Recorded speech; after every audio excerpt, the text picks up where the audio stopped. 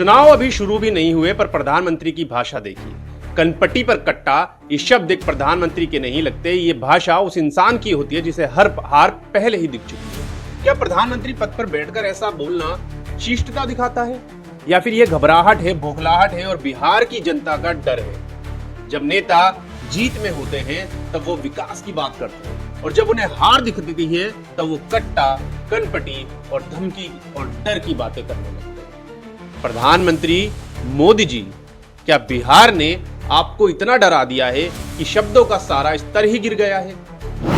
आज सवाल सिर्फ भाषा का नहीं है, सवाल है उस मानसिकता का जो जनता के फैसले से पहले ही बेचैन हो चुकी है। नमस्कार, मैं हूं दानिश और आप देख रहे हैं द नवजीवन न्यूज। इस खबर को शुरू करने से पहले अगर आप चैनल पर नए हैं तो सब्सक्राइब कर लीजिए ताकि आपकी आवाज कभी कमजोर ना पड़े।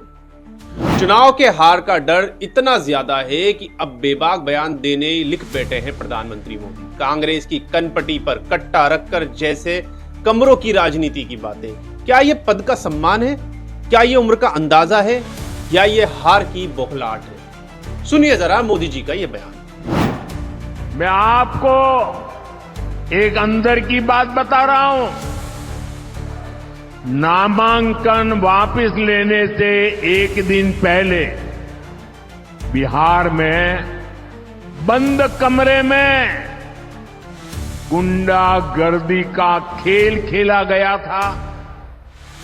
कांग्रेस कभी नहीं चाहती थी कि सीएम पद पर आरजेडी के नेता का नाम तय हो, लेकिन आरजेडी ने भी मौका छोड़ा नहीं। आरजेडी ने कांग्रेस की कनपट्टी पर कट्टा रखकर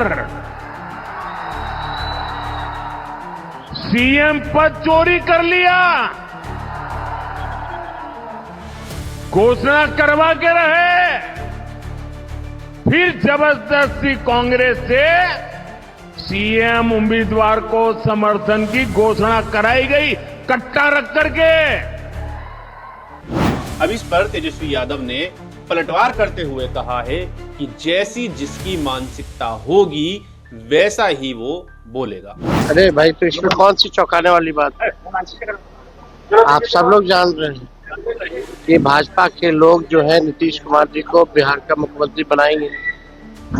प्रधानमंत्री नरेंद्र मोदी ने कहा कि कट्टे के नोक पर सीएम अपने आप को घोषित करवाया। भाई, जिसकी जैसी सोच है उसकी वैसी भावना है, और वैसे ही कहते हैं वैसे ही करते हैं।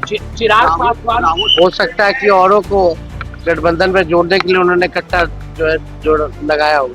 खैर, हमको इस पे कोई टिप्पा टिप्पणी नहीं करना है, लेकिन प्रधानमंत्री जी की भाषा सुनिए। आज तक हम किसी प्रधानमंत्री को इस तरह की भाषा हम लोगों ने नहीं देखी। कट्टे की बात करना, गुजरात में जाएंगे तो फैक्ट्री की बात करेंगे, सेमीकंडक्टर फैक्ट्री की बात करेंगे, आईटी पार्क की बात करेंगे, डेटा सेंटर की बात करेंगे। अब बिहार आएंगे तो कट्टे की बात करना। कैसी बातें करते हैं प्रधानमंत्री? इमरान प्रतापगढ़ी ने भी इस पर पलटवार करते हुए कहा कि मोदी जी की भाषा देसी गुंडों की भाषा है। सबसे पहली बात तो प्रधानमंत्री जी की ये भाषा नहीं होनी चाहिए। ये तो किसी बिल्कुल मतलब देसी गुंडे की भाषा समझ में आती है। दूसरी बात बहुत महत्वपूर्ण ये है कि मुझे तो भाजपा से ये पूछना है कि क्या आपने पूरी तरह से नीतीश कुमार को किनारे लगा दिया? कल पटना में रोड शो कर रहे थे प्रधानमंत्री जी और नीतीश कुमार जी उनके साथ क्यों नहीं थे? क्या ललन सिंह से उनको रिप्लेस कर दिया गया है? ललन सिंह जी ने बाद में स्टेटमेंट दिया और ये कहा कि बाद में विधायक दल चुनेगा। प्रधानमंत्री जी जो ये कह रहे हैं, हम महागठबंधन ने तो खुल करके अपना मुख्यमंत्री का चेहरा घोषित कर दिया, लेकिन एनडीए ने अब तक नीतीश कुमार जी को अपना चेहरा क्यों घोषित नहीं किया? पहली चीज। दूसरा, कल पटना में होने के बावजूद नीतीश कुमार जी को अपने साथ क्यों नहीं रखा प्रधानमंत्री जी ने? इसका मतलब जिस तरह से शिंदे को महाराष्ट्र में राजनीतिक तौर पे निपटाने की साजिश की भाजपा ने, वैसे ही नीतीश कुमार जी को राजनीतिक तौर पर निपटाने की साजिश की है भारतीय जनता पार्टी ने। और अगर सच में 20 साल से आपकी समर्थित सरकार नीतीश कुमार के नेतृत्व में थी तो बिहार का विकास कहां है? गुंडागर्दी क्यों नहीं रुकी? और जब एक नेता की हत्या होती है तब प्रधानमंत्री मौन क्यों है? आज हम उतारेंगे पर्दा इस राजनीति मसले पर और पूछेंगे क्या वास्तव में जवाबदेही मोदी साहब पर नहीं बनती? जैसे जैसे उनकी पार्टी की स्थिति कमजोर होती दिख रही है, उनके बयान और तेज होते और तीखे होते जा रहे हैं। उन्होंने ऐसा बयान दिया जिसमें कहा गया कि बंद कमरे में कांग्रेस की कलपट्टी पर कट्टा रखकर आरजेडी ने सीएम पद के लिए उम्मीदवार मांगा है। ऐसा बयान किसी प्रधानमंत्री को शोभा देता है? उम्र सम्मान, पद सम्मान, देशभक्ति का भाव, इस तरह की भाषा कहीं उन मूल्यों से टकराती नहीं है जिन पर वो सम्य खड़े थे? क्या ये हार का रंग है? वोटर जो दिखाता है कि वोट बैंक के कहीं वोट बैंक छूट रहा है, समर्थन खत्म हो रहा है, इसलिए अब शोर ज्यादा कर रहे हैं। मोदी साहब कहते हैं कि बिहार में जंगल राज लौटेगा और गठबंधन आया तो बिहार में जंगल राज वापस आ जाएगा। लेकिन सवाल है, जब 20 साल से केंद्रीय समर्थन वाली नीतीश सरकार थी तो फिर जंगल राज क्यों नहीं रुका? विकास क्यों नहीं हुआ? गुंडागर्दी, बहुबोल अपराध राज क्यों जारी है? अगर देश की राजनीति विकास और सुरक्षा के नाम पर हो रही है तो बिहार के लोग क्या कहेंगे?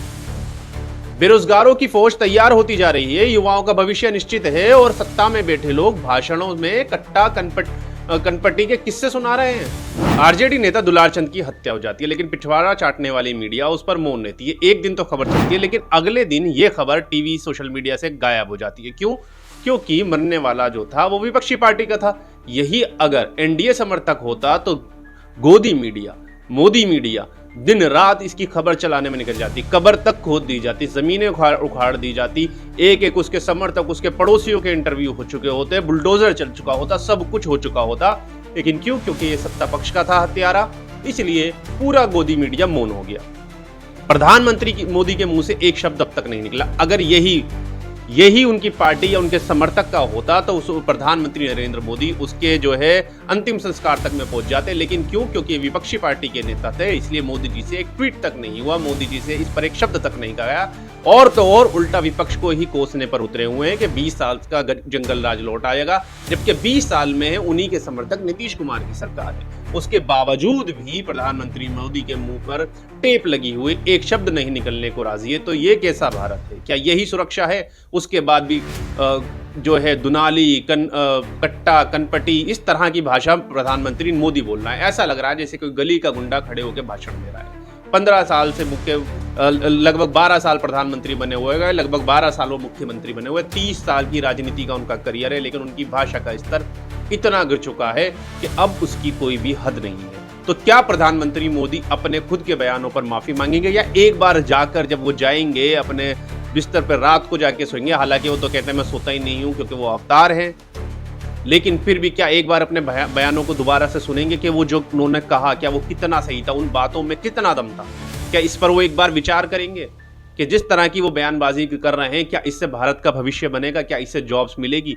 रोजगार की बात नहीं हो रही, जॉब्स की बात नहीं हो रही, पेपर लीक की बात नहीं हो रही, लेकिन सिर्फ बात हो रही है कट्टा, कनपट्टी, गुंडागर्दी, सिर्फ इसी की बातें कर रहा है। जबकि फिर दोबारा कहूंगा कि 20 साल से उन्हीं की सरकार चल रही है एक तरीके से। नीतीश कुमार बार बार उनकी गोद में जाके बैठ जाते हैं, लेकिन फिर भी विपक्ष खराब है क्योंकि 20 साल से विपक्ष सत्ता में, इसलिए वो लोग काम नहीं कर पाए। विपक्ष नहीं होगा तो वो काम ज्यादा करेंगे। कुल मिला के मोदी जी का कहना है कि देश से विपक्ष को ही खत्म कर दो। अगर लोकतंत्र में मीडिया चुप बैठे तो हम क्या कहेंगे? क्या हम सिर्फ टिकट, रिलीज, रैली, मंच देखकर संतुष्ट रहेंगे या हम मांग करेंगे सत्य, जांच, जवाबदेही? जब सरकार विकास का बैनर लेकर आती है तो युवाओं को उम्मीद देती है, तब बेरोजगारी के आंकड़े आंखों में धूल क्यों चुभाते हैं? पेपर लीक की घटनाएं, रोजगार वादे सब फेल क्यों हो रहे हैं? मोदी साहब से सवाल है। आपने नए भारत का विजन दिखाया था, लेकिन आज जब बिहार में युवा जॉब्स की तलाश में है, जब दिवाली से पहले गांव से शहर सस्ता खाना ले जाना मुश्किल हो गया है, तो क्या यही विकास है? क्या यही देश सुरक्षित कहने योग्य